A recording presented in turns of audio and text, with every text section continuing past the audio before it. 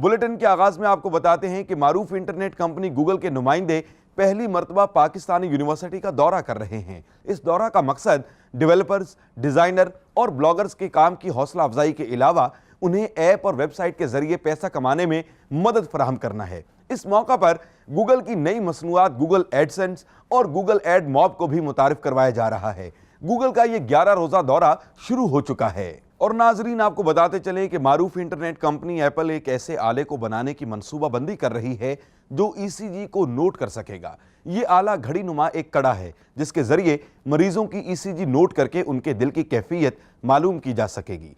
ताहम इस आले को पाए तकमील तक पहुंचाने के लिए एक प्रोसेस से गुजारा जा रहा है जिसमें जिस्म के मुख्तलिफ हिस्सों से रीडिंग और मालूमात हासिल की जा रही हैं ताकि इस आले को मजीद बेहतर बनाया जा सके। उम्मीद की जा रही है कि यह आला 2017 के वस्त में फरोख्त कर दिया जाएगा। बरतानवी इंजीनियर्स ने हयातियात से मुतासर होकर एक ऐसा रोबोट बनाया है जो खुद अज़कार अंदाज में परवाज करके जासूसी कर सकेगा।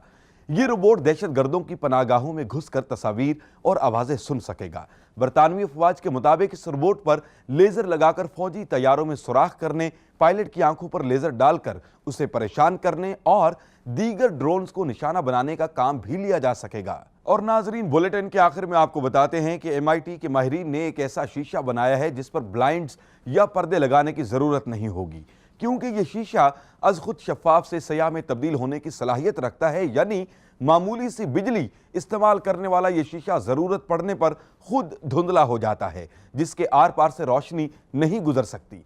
शीशे के दरमियान सैंडविच की तरह इलेक्ट्रोक्रोमिक मटेरियल रखा गया है जो अज खुद शेड बदलता है। MIT के माहिरीन के मुताबिक इस शीशे को तजर्बागाह में आजमाया जा रहा है। इसके साथ ही MIT टेक्नोलॉजी रिव्यू पाकिस्तान के न्यूज स्टूडियो से अपने मेजबान GM शाह को इजाजत दीजिए। अल्लाह निगहबान।